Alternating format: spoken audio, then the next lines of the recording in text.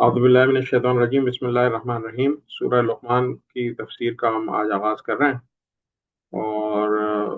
सबसे पहले जो है वो मैं तिलावत के लिए दरख्वास्त करूँगा। हमारे दरमियान हाफिज़ क़ारी कैसर जिब्रान साहब मौजूद हैं कि वो तिलावत फरमाएँ। जिब्रान भाई, आवाज़ आ रही है आपको?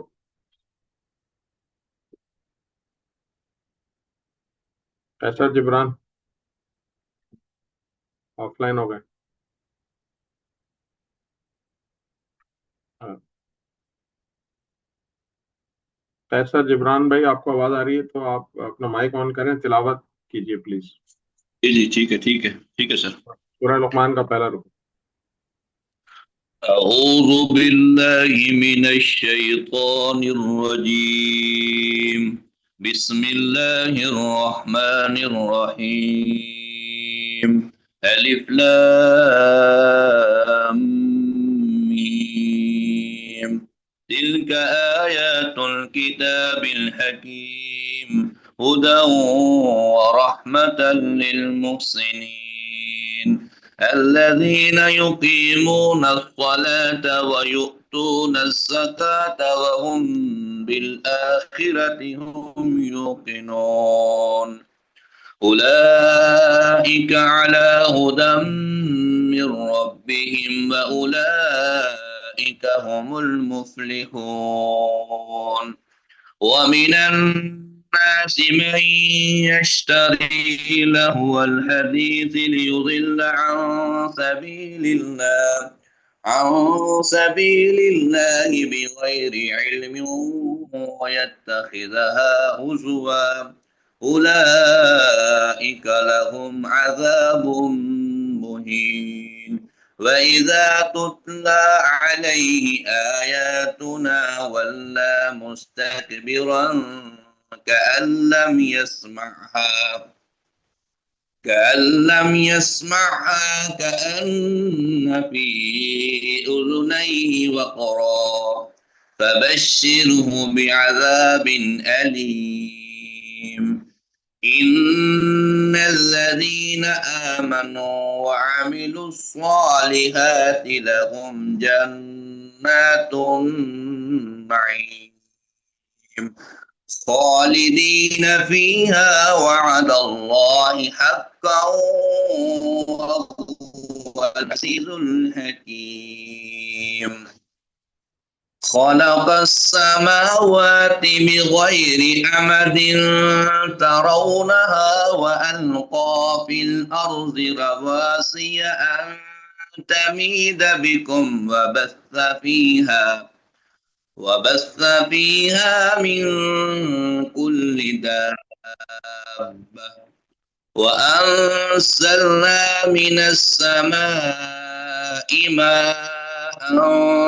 فأنبتنا فيها من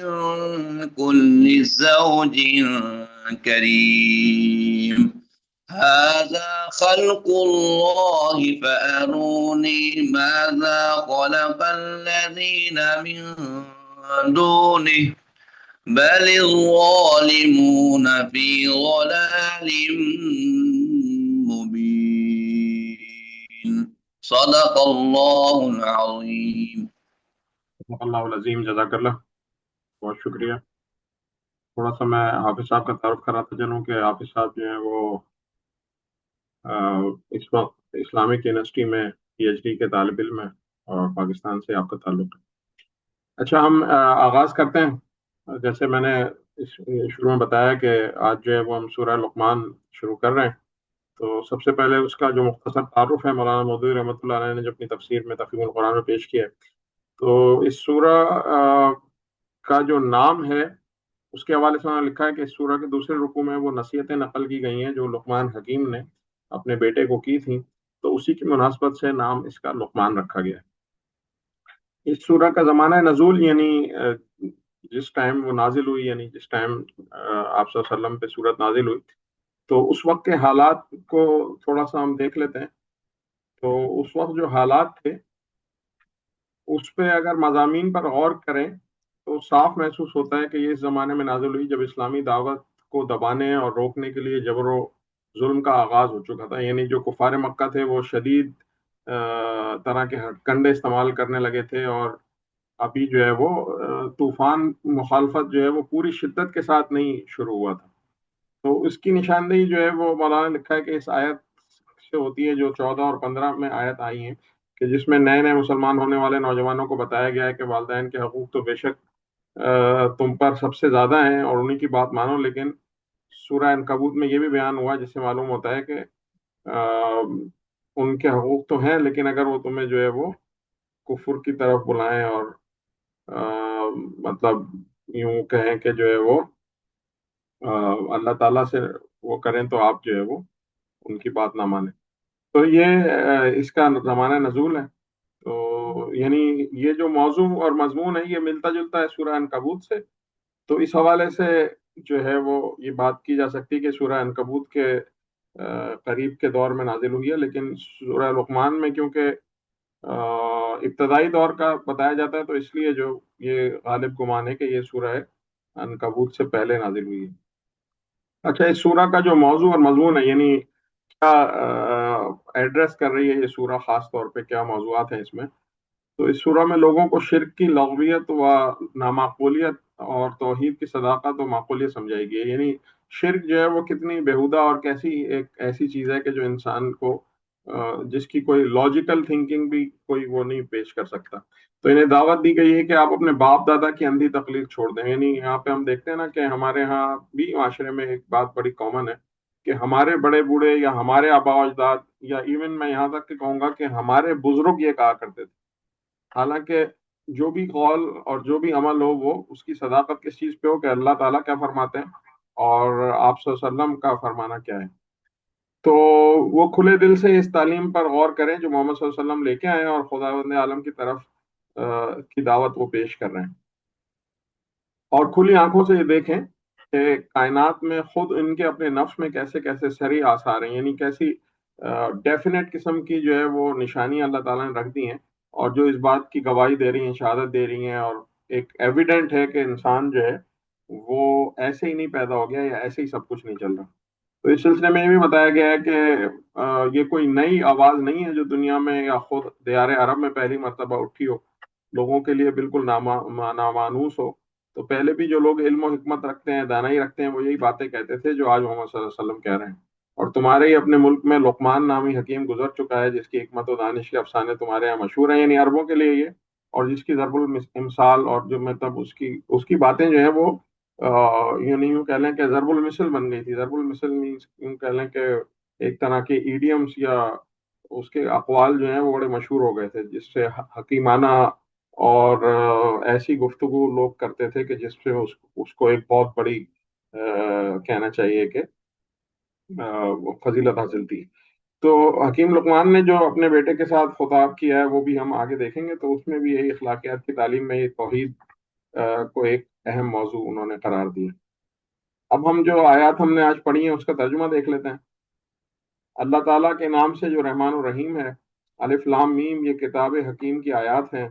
ہدایت اور رحمت نیکوکار لوگوں کے لیے ہے، نیکوکار لوگوں کے لیے جو نماز قائم کرتے ہیں، زکوٰۃ دیتے ہیں اور آخرت پر یقین رکھتے ہیں،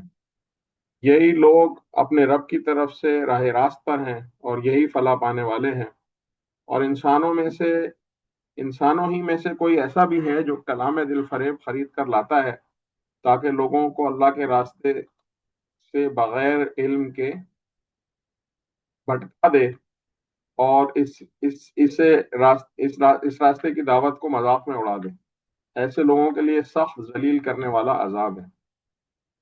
اسے جب ہماری آیات سنائی جاتی ہیں تو وہ بڑے گھمنڈ کے ساتھ اس طرح رخ پھیر لیتا ہے گویا کہ اس نے انہیں سنا ہی نہیں، گویا اس کے کان بہرے ہیں۔ اچھا، مژدہ سنا دو اسے ایک دردناک عذاب کا، البتہ جو لوگ ایمان لے آئے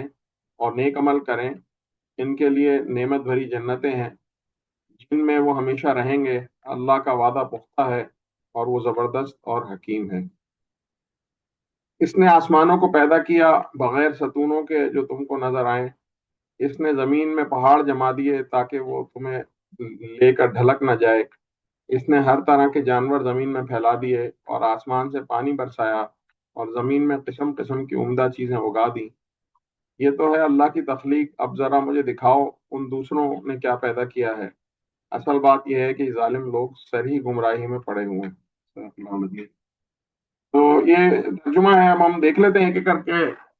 مختلف جو مولانا نے تشریح کی ہے حاشیوں میں۔ تو سب سے پہلے الف لام میم، یہ کتاب حکیم کی آیات ہیں، یعنی یہاں پر اللہ تعالیٰ کی کتاب کی حکمت اور اس کے بارے میں بتایا جا رہا ہے کہ یہ کتاب کی ہر آیت جو ہے وہ دانائی سے اور حکمت سے بھری ہوئی ہے، اس کتاب میں کوئی فضول بات نہیں ہے، اور یہ ہر حکم جو ہے وہ انسان کی رہنمائی اور بھلائی کے لیے ہے۔ تو قرآن انسان کو صحیح سوچ اور درست عمل سکھاتا ہے اور ایک متوازن زندگی کا راستہ دکھاتا ہے۔ پھر آگے اللہ تعالیٰ فرمایا ہدایت اور رحمت نیکوکار لوگوں کے لیے۔ مولانا نے لکھا ہے کہ یہاں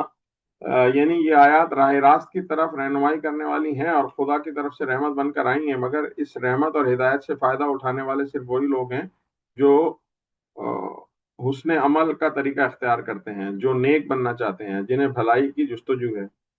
جن کی صفت یہ ہے کہ برائیوں پر جب انہیں متنبہ کیا جاتا ہے تو وہ رک جاتے ہیں، اور خیر کی راہیں جب ان کے سامنے کھول دی جائیں تو ان پر چلنے لگتے ہیں۔ رہے بدکار اور شرپسند لوگ تو وہ نہ اس رہنمائی سے فائدہ اٹھائیں گے اور نہ اس رحمت میں حصہ پائیں گے۔ تو یہاں سے ایک بہت اہم نقطہ جو کہ ہمیں سمجھنا چاہیے کہ رہنمائی کس کے لیے ہے؟ جو بھلائی اختیار کرنا چاہے یا نیکوکار لوگ ہوں جو خود بھلائی کے طلبگار ہوں۔ تو اس نقطے کے ضمن میں ہمیں یہ دعا بھی کرنا چاہیے بار بار کہ اللہ ہمیں ان لوگوں میں شامل فرما کہ جو بھلائی کے طلبگار ہوں اور نیکوکار ہوں۔ آگے اللہ تعالیٰ فرما رہا ہے جو نماز قائم کرتے ہیں، زکوٰۃ دیتے ہیں اور آخرت پر یقین رکھتے ہیں۔ اب یہاں مولانا نے لکھا ہے کہ یہ مراد نہیں ہے کہ جن لوگوں کو نیکوکار کہا گیا ہے وہ بس انہی تین صفت کے حامل ہوتے ہیں۔ دراصل پہلے نیکوکار کا عام لفظ استعمال کر کے اس بات کی طرف اشارہ کیا گیا کہ وہ ان تمام برائیوں سے رکنے والے ہیں جن سے یہ کتاب روکتی ہے، اور ان کے سارے نیک کاموں پر عمل کرنے والے ہیں جن کا یہ کتاب حکم دیتی ہے۔ پھر ان نیکوکار لوگوں کی تین اہم صفات بیان کی گئی ہیں اور خاص صفات ہیں، یعنی ان سے ظاہر کرنا یہ مقصود ہے کہ باقی کی نیکیوں کا دار و مدار ان تین چیزوں پر ہے کہ وہ نماز قائم کرتے ہیں۔ نماز قائم کرنے سے مراد یہ کہ وہ باجماعت نماز کا اہتمام کرتے ہیں، اور جس سے خدا پرستی و خدا ترسی ان کی مستقل عادت بن چکی ہے۔ جو آدمی باقاعدگی سے نماز کا پابند ہو جماعت کے ساتھ تو اس میں اللہ تعالیٰ سے ڈرنا، اللہ تعالیٰ کا خوف ایک عادت اس کا ہوتی ہے۔ اسی طرح وہ زکوٰۃ دیتے ہیں جس سے اظہار و قربانی کا جذبہ ان کے اندر مستحکم ہوتا ہے۔ اللہ تعالیٰ کی راہ میں جب آدمی زکوٰۃ دیتا ہے تو اسے اپنا مال نکال کے خرچ کرنے کا ایک جذبہ پیدا ہوتا ہے۔ ہم یہاں عام معاشرے میں دیکھتے ہیں کہ دنیا پرست لوگ جو ہمارے ارد گرد ہیں، مسلمان ہوں یا غیر مسلم، وہ ایک ایک روپیہ یا ایک رنگٹ نکالتے ہوئے بھی ان کی جان جاتی ہے اگر وہ سوال یہ کرتے ہیں کہ میں کیوں دوں، اس کا مجھے کیا فائدہ۔ تو دنیا کی متاع جو ہے وہ اس کی محبت دبتی ہے اور اللہ تعالیٰ کی رضا کی طلب اٹھتی ہے۔ یعنی انسان کے دل میں یہ جو دولت ہے، یہ جو مال ہے، یہ ایک ایسی محبت پیدا کرتا ہے کہ نہ چاہتے ہوئے یا نہ دکھاتے ہوئے بھی وہ لوگ اس کے پرستار ہوتے ہیں، لوگ اس کی پرستش کر رہے ہوتے ہیں، یعنی ایک طرح سے عبادت کر رہے ہوتے ہیں۔ تو اور پھر مزید اللہ تعالیٰ کیا فرما رہا ہے کہ اور وہ آخرت پر یقین رکھتے ہیں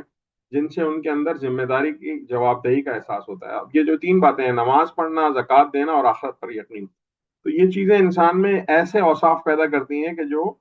اللہ تعالیٰ کا بندہ بناتی ہیں اس کو، اور پھر وہ سارے احکامات کے اوپر عامل ہوتا ہے جو کہ قرآن ان کو بتا رہا ہے۔ اچھا، یہاں پر یہ بات بھی بہت اہم ہے، مولانا نے اس کو بڑا ہائی لائٹ کر کے لکھا ہے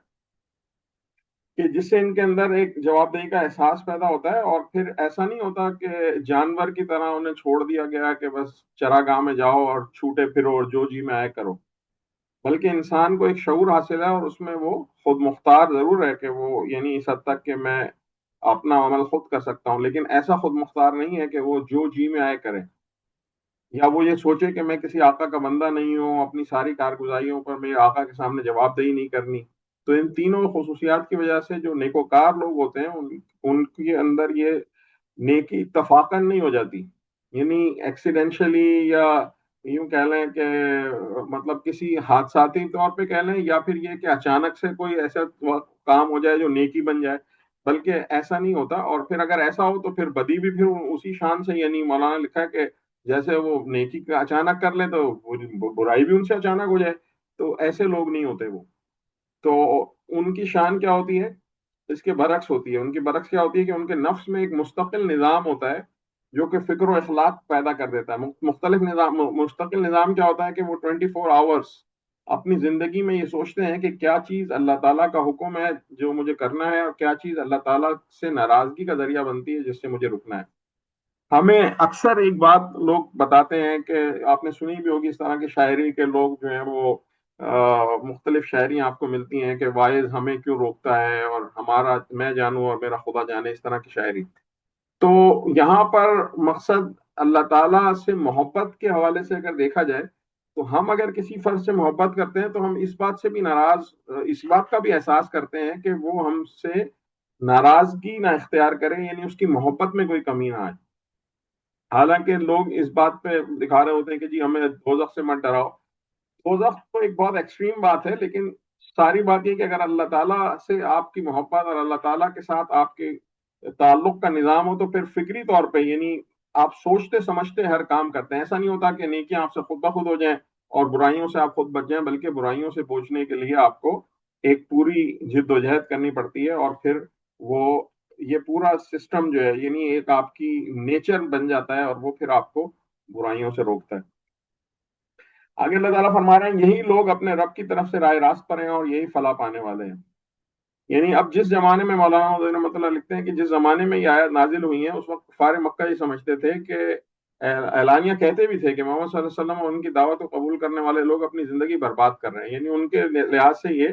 خسارے میں لوگ تھے. تو اس حوالے سے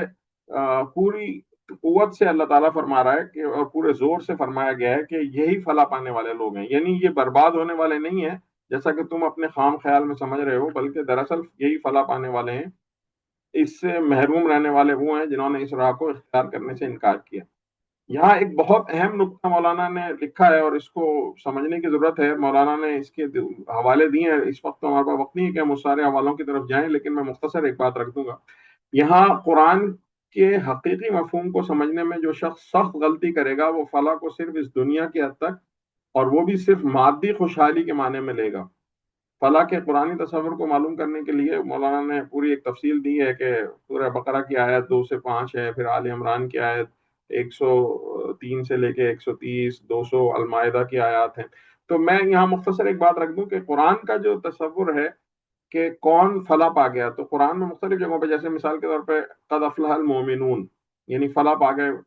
مومن. اور پھر ان کے لیے کیا بتایا کہ کیا ان کی خصوصیات ہیں، خصوصیات یہ بتائیں کہ وہ جو ہے وہ برائیوں سے بچتے ہیں، نیک کام کرتے ہیں، اپنی شرمگاہوں کی حفاظت کرتے ہیں، اور جو ہے وہ مطلب جھوٹ نہیں بولتے. بہت سارے یعنی صفات مومنین کی بتائی گئی. اسی طرح سے اور جو فلاح کا پیمانہ اللہ تعالیٰ قرآن میں فرماتا ہے وہ کیا فرماتا ہے کہ کامیاب وہ ہے کہ جو فمن زحزح عن النار فادخل الجنة فقد فاز، یعنی کامیاب کون ہے کہ جو آتش جہنم سے بچ گیا اور جنت میں داخل کر دیا گیا. اور پھر اسی طرح سے جو آج کے دور میں، یعنی میں نے پہلے بھی ایک بات کی کہ مادیت نے ہم لوگوں کو اس طرح سے گھیرا ہے بشمول میرے، کہ ہمارے دماغ کے پیمانے یہ بن گئے ہیں کہ کامیاب وہ ہے کہ جو دنیا کی زندگی میں بہت پیسے والا ہے، جس کے پاس ایک بڑا اسٹیٹس ہے، جس کے پاس ایک بڑا عہدہ ہے، اور جو لوگوں کو اپنے مال سے، طاقت سے، چیزوں سے مروب کر سکتا ہے، تو ہم اس کو سمجھتے ہیں کہ یہ کامیاب ہے. حالانکہ اگر اس کی آخرت تباہ ہوئی، یعنی اس نے دنیا کی زندگی میں ظلم کیا، اللہ تعالیٰ، میں یہ نہیں کہہ رہا کہ پیسہ کمانا غلط ہے، میں یہ بھی نہیں کہہ رہا کہ طاقت اور عہدہ اور یہ چیزیں ہونا بھی غلط، لیکن اگر اس نے دنیا کی زندگی اس طرح گزاری کہ جو کہ اللہ تعالیٰ کی بغاوت پہ اور اللہ تعالیٰ کے احکامات پہ نہ چلا، تو پھر اس کی آخرت ناکامی ہوئی، اور پھر یہی جو ہے وہ ایک اس کے لیے وبال بن جائے گی. تو یہاں پر یہ کامیابی کے حوالے سے ایک نقطہ تھا جو مولانا نے یہاں لکھا، اس کو ذہن میں رکھا جائے. آگے اللہ تعالیٰ فرما رہا ہے، میں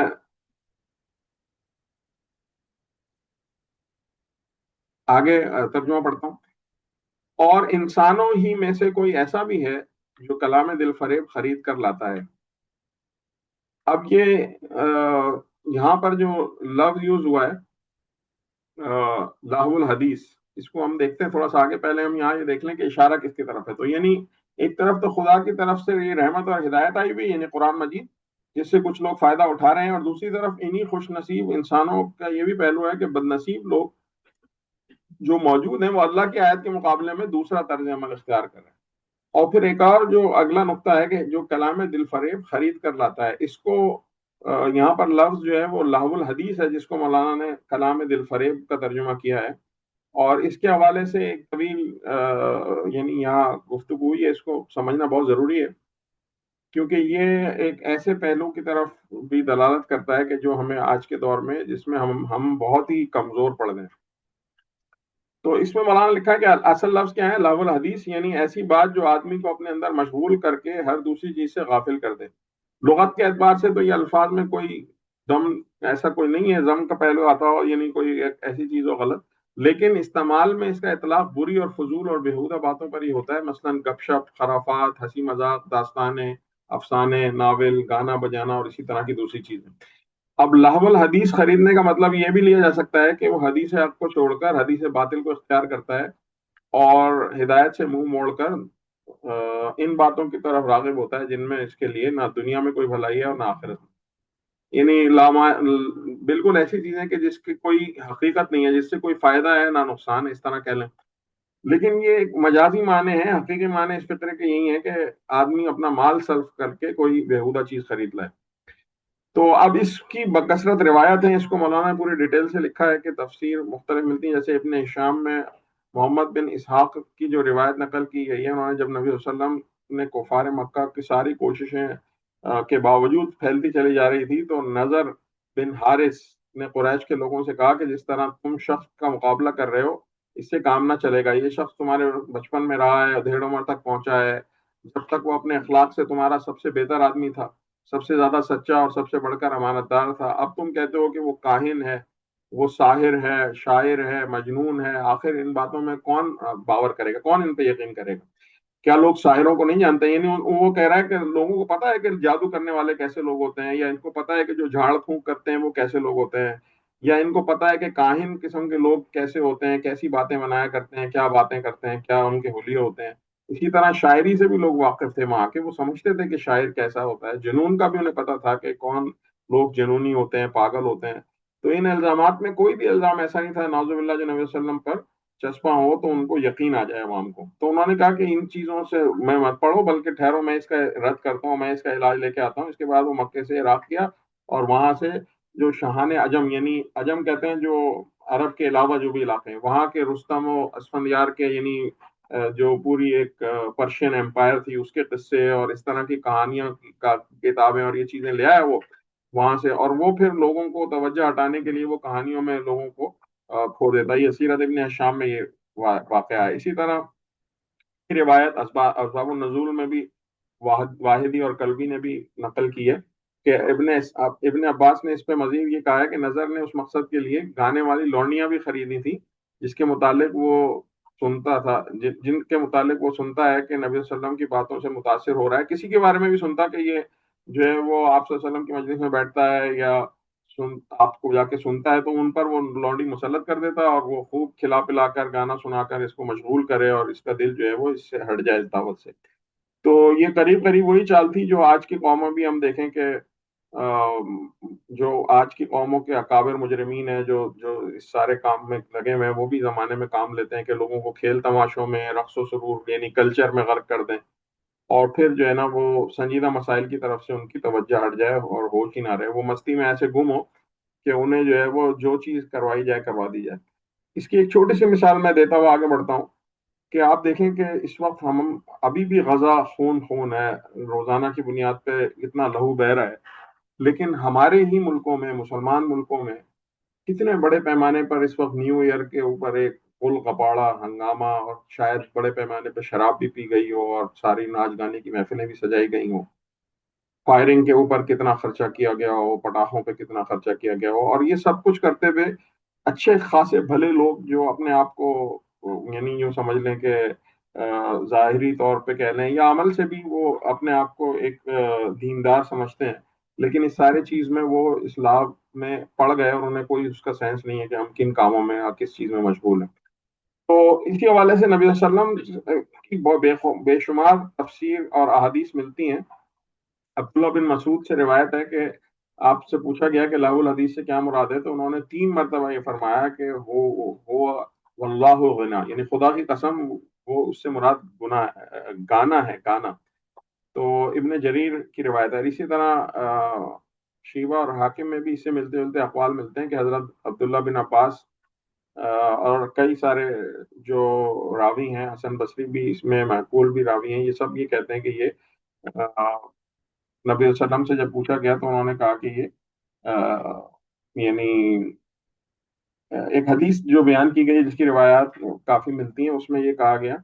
کہ مغنیہ عورت، یعنی مغنیہ کہتے ہیں گانا بجانے والی عورت کو، مغنیہ عورت کا بیچنا اور خریدنا، ان کی تجارت کرنا حلال نہیں ہے، اور ان کی قیمت لینا، نہ ان کی قیمت لینا حلال ہے. یہ بات میں واضح کر دوں کہ جب اسلام کے شروع میں یہ جو غلاموں کا اور لونیوں کا بیچنے کا سلسلہ تھا، اس کو اسلام نے ایک حکمت کے تحت ختم کیا، یعنی اس وقت بین نہیں لگ گیا تھا. تو یہ جو چیز ہے یہ یعنی اس وقت بھی لوگوں کے پاس غلام یا لونیاں ہوا کرتی تھی، تو اس میں یہ سخت قسم کے الفاظ ہیں کہ ایک دوسرے الفاظ میں یہ بھی آیا ہے کہ یعنی ان کا یہ کام کروانا، یعنی لونیوں کو گانے بجانے کی تعلیم دینا اور ان کی خرید و فروخت کرنا حلال نہیں ہے، اور ان کی قیمت حرام ہے. اور ان تینوں حدیثوں میں یہ صراحت بھی ہے کہ یہ آیت یعنی جو یہاں ہم نے پڑھی ہے، انہی کے بارے میں نازل ہوئی ہے.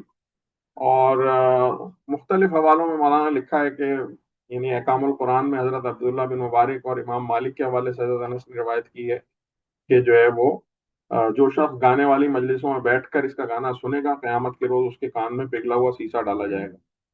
تو اس سلسلے میں یہ بات بھی جان لینی چاہیے کہ یہ ثقافت، مولانا نے لکھا ہے، میں مولانا مودودی کی تفسیر سے بیان کر رہا ہوں صاحب، انہوں نے لکھا ہے کہ یہ بات بھی جان لینی چاہیے کہ ثقافت کے نام پر تمام تر جو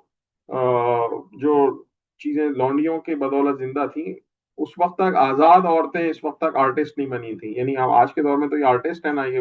گلوکار اور فنکار ہیں یہ. تو اس کے لیے حضور نے مغنیات کا لفظ اور اس کے حوالے سے اس کی جو فیس ہے اس کی قیمت کو اس لفظ سے تعمیر کیا کہ گانے والی خاتون کے لیے یہ قینہ کا لفظ استعمال ہوا ہے، جو کہ عربی زبان میں ایک لونڈی کے لیے کہا جاتا ہے. تو یہ بات بھی یہاں تصریحاً رہے ذہن میں کہ اس دور میں جو خاندانی قسم کی خواتین تھیں یا جو لونڈیاں نہیں ہوتی تھیں، ان کے علاوہ وہ گانے بجانے کا کلچر نہیں تھا. تو اس موضوع کو بہت اہم ہے، اس کو اپنے ذہن میں رکھا جائے. آگے بڑھتے ہیں. تو یعنی یہ سب کچھ وہ کس لیے کرتا تھا کہ اس سے لوگوں کو ہٹا دے. ترجمہ مزید پڑھتا ہوں: تاکہ لوگوں کو اللہ کے راستے سے علم کے بغیر بھٹکا دے اور اس راستے کی دعوت کو مذاق میں اڑا دے. علم کے بغیر کا تعلق یعنی خریدتا کے ساتھ بھی ہو سکتا ہے. مولانا نے لکھا ہے کہ خریدتا کے ساتھ ہوگا تو یہ ہوگا کہ وہ یعنی اگر اس کا تعلق پہلے فکر کے ساتھ مانا جائے تو اس کا مطلب یہ ہوگا کہ وہ جاہل اور نادان آدمی اس دل فریب چیز کو خریدتا ہے، یعنی اس کو علم نہیں ہے کہ وہ کس برے کام میں پڑ رہا ہے. اور اگر یعنی دوسرے معنی میں لیا جائے، اچھا یہ مزید لکھا ہے مولانا کہ اس کو اندازہ نہیں ہے کہ وہ کس چیز کو چھوڑ کر کس تباہ کن چیز کو خرید رہا ہے. اور ایک طرف حکمت اور ہدایت سے لبریز آیات ہیں جو مفت میں اسے مل رہی ہیں مگر وہ اس سے منہ موڑ رہا ہے، اور دوسری طرف یہ بیہودہ چیزیں ہیں جو فکر و اخلاق کو غارت کر دینے والی ہیں اور وہ اپنا مال خرچ کر کے انہیں حاصل کر رہا ہے. اور اگر اسے دوسرے فقرے کے متعلق سمجھا، یعنی سیکنڈ وہ سمجھا جائے، تو اس کے معنی یہ ہوں گے کہ وہ بغیر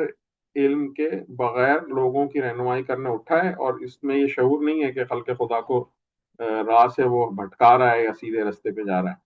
تو ایک بڑا ظلم ہے جو اپنے اوپر لے رہا ہے وہ، اور قیامت کے دن اس کو اس کا جواب دینا پڑے گا. جو دوسری یعنی جو ٹکڑا ہے آیت کا، اس کی تشریح میں لکھا ہے کہ یعنی یہ شخص لوگوں کو قصے کہانیوں اور گانے بجانے میں مشغول کر کے اللہ کی آیات کا منہ چڑھانا چاہتا ہے. اس کوشش سے یہ قرآن کی اس دعوت کو ہنسی اور ٹھٹوں میں اڑا دینا چاہتا ہے. یہ خدا کے دین سے لڑنے کے لیے کچھ اس طرح کا نقشہ جنگ جمانا چاہتا ہے کہ ادھر محمد صلی اللہ علیہ وسلم خدا کی آیات سنانے نکلیں اور ادھر کہیں کسی خوش اندام اور خوش گل مغنیہ کا مجرا ہو رہا ہو،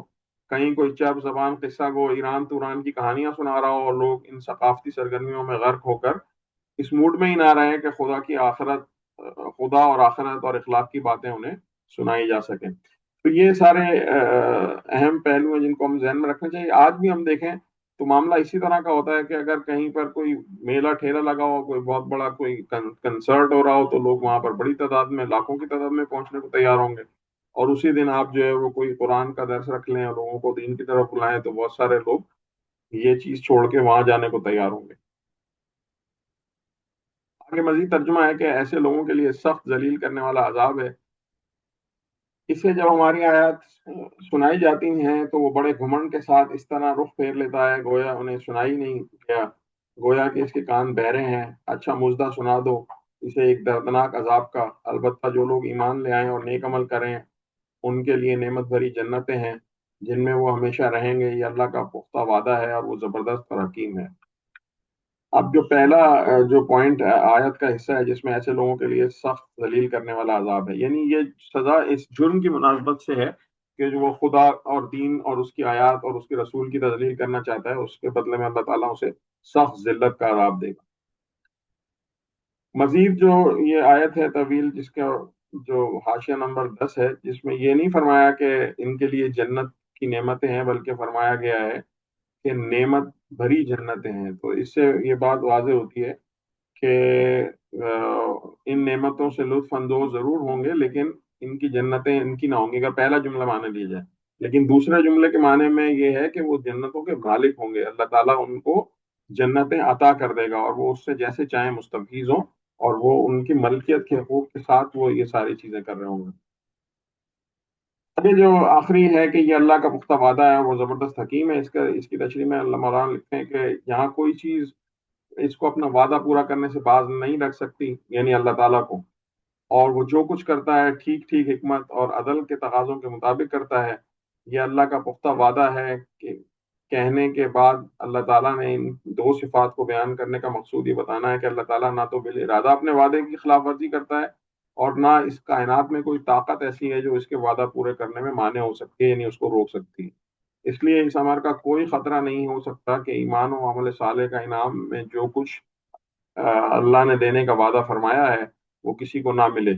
نیز یہ کہ اللہ کی طرف سے اس انعام کا اعلان سراسر اس کی حکمت اور اس کے عدل پر مبنی ہے. اس کے ہاں کوئی غلط بخشی نہیں ہے کہ مستحق لوگ محروم رکھے جائیں اور غیر مستحق کو نواز دیا جائے. ایمان و عمل صالح سے متصف لوگ فی الواقع اس انعام کے مستحق ہیں، اور اللہ یہ انعام انہی کو عطا فرمائے گا. تو یہ بات ذہن میں رہے کہ بعض اوقات ہم اس غلط فہمی کا شکار ہو جاتے ہیں جو کہ شیطان کا وسوسہ ہے کہ یار ہم یہ کر رہے ہیں، پتہ نہیں قبول ہو رہا ہے یا نہیں ہو رہا. تو اس وسوسے کو بھی ذہن میں نہیں آنے دینا چاہیے. ترجمہ دیکھتے ہیں مزید. اس نے آسمانوں کو پیدا کیا بغیر ستونوں کے جو تم کو نظر آئیں، اس نے زمین میں پہاڑ جما دیے تاکہ وہ تمہیں لے کر ڈھلک نہ جائیں. یہاں پر جو اوپر کی تمیدی فقرے جو تھے، اس کے بعد اب اصل مدعا یعنی تردید شرک اور دعوت توحید پر بات شروع ہو گئی ہے. تو اب اس کے حوالے سے اللہ تعالیٰ فرما رہا ہے کہ آسمان جو ہے، اصل لفظ جو ہے بغیر آمد بغیر آمد ان ترونہا کا لفظ استعمال ہوا ہے کہ اس کے دو مطلب ہو سکتے ہیں. ایک یہ کہ تم خود دیکھ رہے ہو کہ وہ بغیر ستونوں کے قائم ہے. دوسرا مطلب یہ ہو سکتا ہے کہ وہ ایسے ستونوں پر قائم ہے جو تم کو نظر نہیں آتے. تو ابن عباس اور مجاہد رضی اللہ تعالیٰ عنہ اور مجاہد نے دوسرا مطلب لیا رحمۃ اللہ علیہ نے، اور بہت سے دوسرے مفسرین پہلا مطلب لیتے ہیں. موجودہ زمانے کے علوم طبعی کے لحاظ سے اگر اس کا مفہوم بیان کیا جائے، یعنی یہ بات ذہن میں رہے کہ تفہیم القرآن جو ہے وہ تقریباً مولانا نے جو ہے وہ 50 سال پہلے میرا خیال ہے کہ اس کا بیشتر حصہ کمپلیٹ کر لیا ہوگا. تو لیکن آج کے دور میں بھی اسی حوالے سے بات ہو سکتی ہے. موجودہ دور کے زمانے سے مولانا لکھتے ہیں کہ تمام عالم افلاق میں یہ بے حد و حساب عظیم الشان تارے اور سیارے اپنے مقام و مدار پر غیر مرئی سہاروں کے لیے، یعنی نہ نظر آنے والے سہاروں کے ذریعے قائم ہیں، اور ان کو ایک دوسرے سے باندھ کر نہیں رکھا ہوا کسی تار سے یا کسی سلاخ سے کسی کھڑا کیا گیا ہو، یا کوئی ایسی چیز لگائی گئی ہو کہ جس سے وہ ایک دوسرے کو سپورٹ دے رہے ہوں. تو صرف قانون جذب و کشش، یعنی جس کو ہم گریویٹیشنل لا کہہ لیں، یا جو ہم فزکس میں مختلف قسم کے جو لاز پڑھتے ہیں اٹریکشن کے، اس کے حوالے سے کہ ایک دوسرے کو جو ہے وہ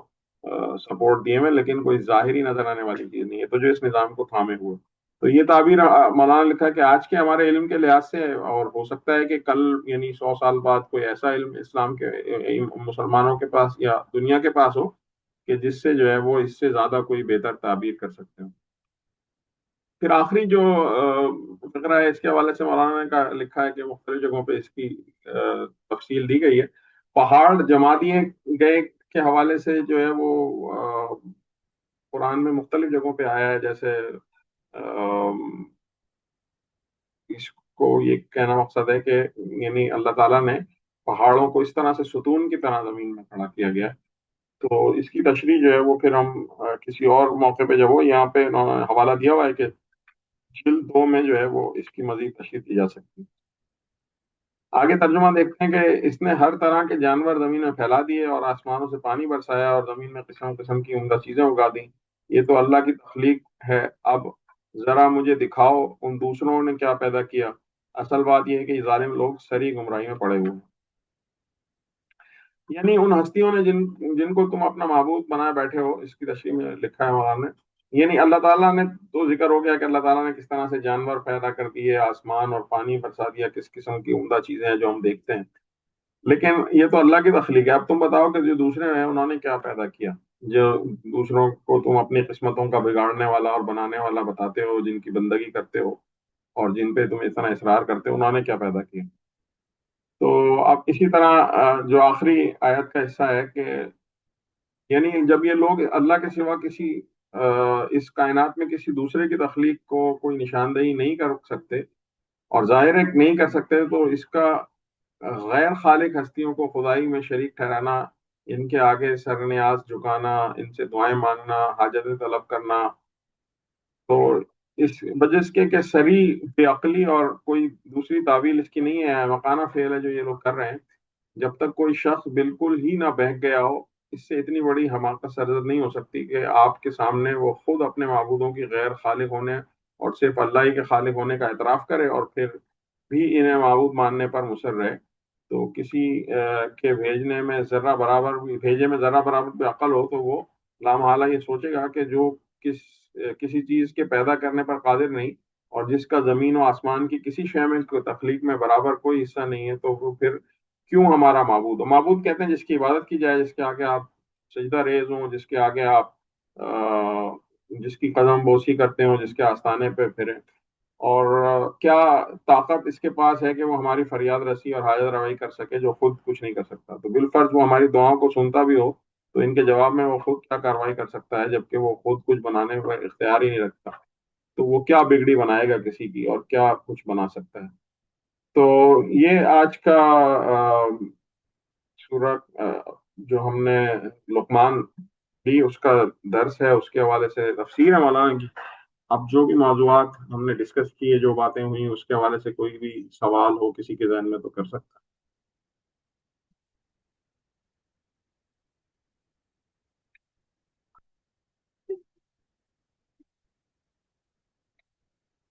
اگر کوئی سوال نہیں ہے تو میں پروفیسر اسحاق منصوری صاحب سے درخواست کروں گا کہ وہ کچھ بات رکھنا چاہیں, اور کوئی اگر کچھ غلطی یا کچھ چیز میں غلط کہہ گیا ہوں تو اس کے حوالے سے تصحیح فرما دیں. بسم اللہ الرحمن الرحیم. میری آواز آ رہی ہے؟ جی بالکل ٹھیک آ رہی ہے, آواز بھی آ رہی ہے اور ویڈیو بھی آ رہی ہے, ٹھیک آ رہی ہے. الحمدللہ ثم الحمدللہ. آج بہت ہی اہم موضوع پہ آپ نے قرآن کی کلاس میں تفہیم القرآن سے بنیادی چیزیں رکھی ہیں,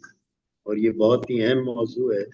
اس کے ایک پہلو پر میں تھوڑی سی گفتگو کرنا چاہتا ہوں, اور یہ سمجھ لیجیے کہ وَذَكِّرْ فَإِنَّ الذِّكْرَىٰ تَنفَعُ الْمُؤْمِنِينَ, کہ یہ باتیں جو آج میں بیان کروں گا یہ ہمارے شرکاء کی اکثریت کے علم میں ہیں, صرف یاد دہانی کے لیے ان کو میں دہرا رہا ہوں. وہ جو کسی شاعر نے کہا ہے نا کہ مکتب عشق کا دیکھا یہ نرالا دستور, اس کو چھٹی نہ ملی جس کو سبق یاد ہوا. تو یہ سبق یاد کروانے والی بات ہے. تو آج کا جو اہم ترین پہلو ہے وہ ہے لہو الحدیث, کہ وَمِنَ النَّاسِ مَن يَشْتَرِي لَهْوَ الْحَدِيثِ لِيُضِلَّ عَن سَبِيلِ اللَّهِ, اور کچھ لوگ وہ ہیں کہ جو لہو الحدیث خرید کے لاتے ہیں تاکہ لوگوں کو اللہ کے راستے سے بھٹکا دیں, گمراہ کر دیں. تو اس پر میں تھوڑی سی بات کرنا چاہتا ہوں کہ اسلام کے نقطۂ نظر سے جائز اور ناجائز تفریحات اور ثقافتی سرگرمیاں کیا ہیں اور اس میں ہمارا موقف کیا ہونا چاہیے. مثال کے طور پہ یعنی اس پہ تھوڑی سی میں گفتگو اس لیے رکھنا چاہتا ہوں تاکہ ہمارے دوستوں کے سامنے اس کی یعنی نوعیت واضح ہو جائے. مشاعرے ہوتے ہیں. اب مشاعرے میں یعنی کلام کس قسم کا پیش کیا جا رہا ہے کہ اگر اس کے اندر جو ہے بالکل ہی یعنی شرکیہ کلام پیش کیا جا رہا ہے, الحادانہ کلام پیش کیا جا رہا ہے, تو یا یہ کہ بہت ہی گھٹیا قسم کا کلام پیش کیا جا رہا ہے, عریانی اور فحاشی پر مشتمل کلام پیش کیا جا رہا ہے, تو لازمی بات ہے کہ وہ مشاعرہ ہونے کے باوجود اس کا نام تو مشاعرہ ہے, لیکن اسلام کے نقطۂ نظر سے اگر وہ الحادی کلام ہے جس میں خدا سے بغاوت کی جا رہی ہے, خدا اور رسول کا مذاق اڑایا جا رہا ہے, دین کا مذاق اڑایا جا رہا ہے, تو ایسے مشاعرے میں شرکت کرنا جو ہے وہ ہمارے لیے حرام ہے. ہم اس سے اٹھ کر آ جائیں, ان کو ہم کہیں کہ بھئی السلام علیکم, ہم تو جا رہے ہیں, آپ اپنا جو ہے یہ اپنی سب لغویات جو ہیں جاری رکھیں, ہم ان کے اندر شریک نہیں ہو سکتے. اس سلسلے میں صرف دوستوں کی دلچسپی کے لیے ایک واقعہ بیان کر دیتا ہوں. آج کل نیٹ پہ ایک بہت ہی معروف صحافی ہیں, نصف صدی کا واقعہ کے نام سے ان کی ویڈیو بھی موجود ہے. یہ ہیں محترم جناب عارف الحق عارف صاحب, جو جنگ اور جیو کے یعنی امریکہ کے اس وقت چیف رپورٹر ہیں. انہوں نے ایک مرتبہ مجھے پانی کے جہاز پر انوائٹ کیا کہ اسحاق بھائی آئیے, آپ کو ہم پانی کے جہاز کی سیر بھی کروائیں گے, آپ ہمارے ساتھ ناشتہ بھی کریں, اور کراچی کے معروف شعراء کرام اور ادباء اعظام سے آپ کی ملاقات بھی کروائیں گے ہم. تو وہاں پہ یہ بڑی اچھی تفریح رہی, اور پھر اس کے بعد وہاں پہ مشاعرے کا ایک پروگرام تھا, تو اس میں شعراء کرام سے اپنا اپنا کلام سنانے کے لیے کہا گیا. تو کراچی میں اور سندھ کے بھی کچھ دوست آئے ہوئے تھے عارف الحق عارف صاحب کی دعوت پر, انہوں نے اپنا اپنا کلام سنایا. تو ہمارے یہاں مزاحیہ شعراء جو ہیں ان میں کئی قسم کے شعراء پائے جاتے ہیں جن کی تفصیل میں نہیں جانا چاہتا. یعنی کئی قسم سے آپ سمجھ لیجئے ABCD ایک کیٹیگری کے بھی ہیں کہ جن کا کلام, جن کی مزاح کے اندر کوئی غیر اسلامی, غیر شرعی, عریانی, فحاشی, بےہودگی نہیں پائی جاتی, اور وہ ڈی ٹائپ کے بھی ہیں کہ جن کا پورا کلام جو ہے بےہودگی پر, فحاشی پر اور عریانی پر مشتمل ہے. تو وہاں پہ دونوں قسم کے شعراء کرام نے اپنا اپنا کلام سنایا. کلام سنانے کے بعد جو ہے عارف الحق عارف صاحب نے مجھ سے کہا کہ پروفیسر اسحاق منصوری صاحب, اب آپ اس سلسلے کے اندر کچھ ارشاد فرمائیں اختتامی کلام کے طور پہ. تو میں نے عارف صاحب سے کہا کہ عارف صاحب آپ نے شروع میں تو مجھے درس قرآن کے لیے کہا تھا, میں نے درس قرآن دے دیا ہے, اب آپ آخر میں اختتامی کلام کے لیے بھی مجھ سے کہہ رہے ہیں, تو یہ تو بھیڑوں کے چھتے میں مجھے ہاتھ ڈالنے کے لیے آپ کہہ رہے ہیں. آپ چاہتے ہیں کہ میں یہاں سے جہاز سے صحیح سلامت واپس گھر نہ جاؤں.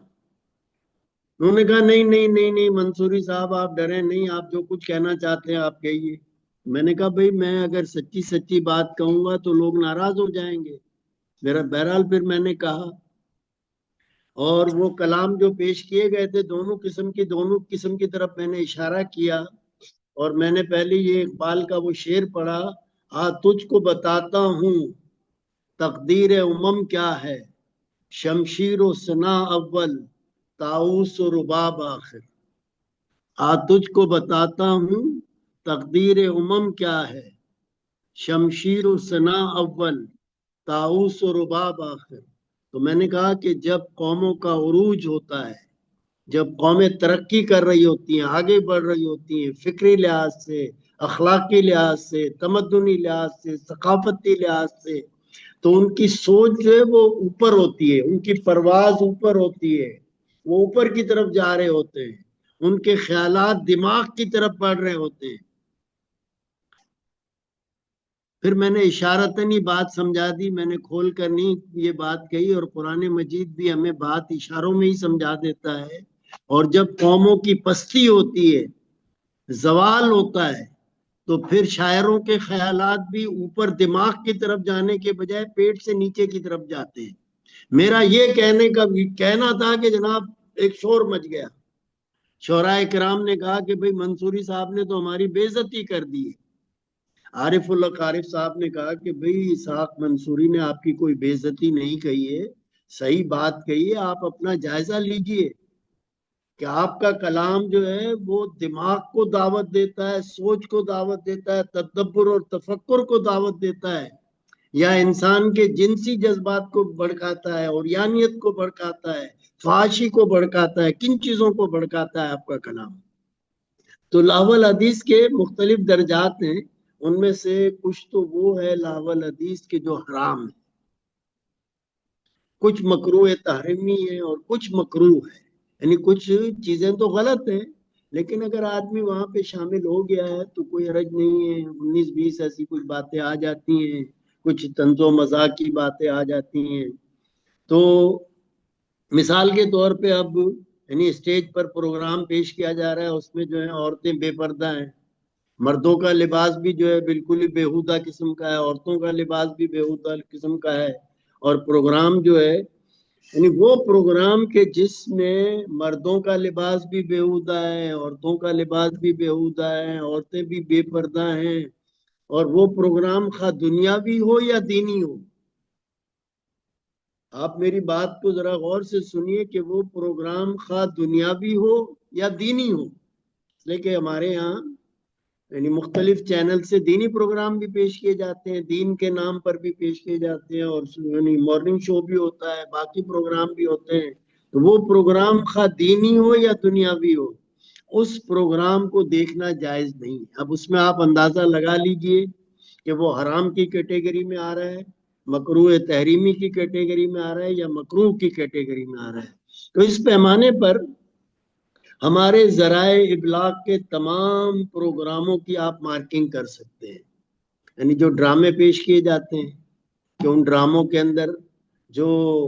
مرد اور خواتین آ رہے ہیں، جو مختلف کیریکٹرز پیش کیے جا رہے ہیں، ان کا لباس کیا ہے، ان کی گفتگو کیا ہے، وہاں پہ پیش کیا بات کی جا رہی ہے، خیالات کیا پیش کیے جا رہے ہیں، یعنی مثبت سوچ کو کس حد تک فروغ دیا جا رہا ہے، اچھی روایات کو کس حد تک فروغ دیا جا رہا ہے، بےہودہ قسم کی گھٹیا قسم کی روایات کو کس حد تک فروغ دیا جا رہا ہے، یعنی اس ڈرامے کے اندر، اس پروگرام کے اندر اسلامی کلچر کو کس حد تک فروغ دیا جا رہا ہے۔ مثال کے طور پہ آپ مشاعروں ہی کو لے لیجیے، بعض مشاعرے ایسے ہوتے ہیں جو 100% جائز ہوتے ہیں کہ ان کے اندر کوئی ایسی چیز نہیں کی جاتی کہ جو اسلام کی تعلیمات کے خلاف ہو۔ مثال کے طور پہ جو ہے عورتوں اور مردوں کا اختلاط نہیں ہوتا، یعنی ایک تو یہ کہ عورتیں آ جائیں اور وہ جو ہیں پردے میں ہوں اور پردے کا پورا اہتمام کیا، اور اس کے اندر تھوڑی بہت گنجائش ہے پردے اور اس معاملے کے اندر، لیکن اگر عورتیں جو ہے بالکل ہی بے پردہ ہو کر آ جائیں، یعنی انہوں نے کوئی جو ہے پردے کا اہتمام ہی نہ کیا ہو، اور پھر آ کر جو ہے وہ کلام بھی اسی قسم کا پیش کریں، تو اس صورت میں تو وہ مشاعرہ جو ہے وہ جائز نہیں ہوگا۔ لیکن اگر اسلامی احکام کی جس مشاعرے کے اندر پوری پابندی کی گئی ہو اور باقی چیزوں کا بھی خیال رکھا گیا ہو، تو ایسے مشاعرے کو ہم کہیں گے کہ بھئی یہ تو 100% جائز ہے، اور اس کو جو ہے دیکھا جا سکتا ہے، اس میں شرکت کی جا سکتی ہے، اور اس کے اندر اگر کسی نیک مقصد کے لیے ہو رہا ہے، اچھی باتیں بتائی جا رہی ہیں، لوگوں کی ذہن سازی کی جا رہی ہے، لوگوں کو اسلامی کلچر سے، اسلامی ثقافت سے، اسلامی روایات سے، اسلامی تعلیمات سے ایجوکیٹ کیا جا رہا ہے، تو اس میں تو شرکت کرنا ثواب کا باعث ہوگا۔ کہ وہ نعتیہ مشاعرہ ہے، وہ حمدیہ مشاعرہ ہے، وہ کلام اقبال جیسا مشاعرہ ہے، تو اس میں تو شرکت ثواب کا باعث ہوگی۔ لیکن بعض مشاعرے ایسے ہوتے ہیں کہ جو 100% حرام ہوتے ہیں، کہ ان میں اس قسم کی گھٹیا لباس کے ساتھ عورتیں بھی اور مرد بھی اور کلام بھی گھٹیا قسم کا ہوتا ہے کہ وہ 100% حرام ہوتے ہیں۔ تو یہ میں نے آپ کے سامنے ایک پیمانہ رکھ دیا ہے کہ اس پیمانے پہ آپ ہمارے ذرائع ابلاغ کے تمام پروگرامات کو دیکھ سکتے ہیں کہ اس کے لیے وہ اس کی کیا مارکنگ ہوگی، اس کی آپ خود مارکنگ کر سکتے ہیں کہ 100 میں سے اس نے کتنے مارک لیے ہیں جائز ہونے کے لیے، یعنی جائز ہونے کے لیے اگر اس کے 33 مارک ہیں تو آپ سوچ لیجئے کہ بھئی اس کو دیکھنا چاہیے یا نہیں دیکھنا چاہیے۔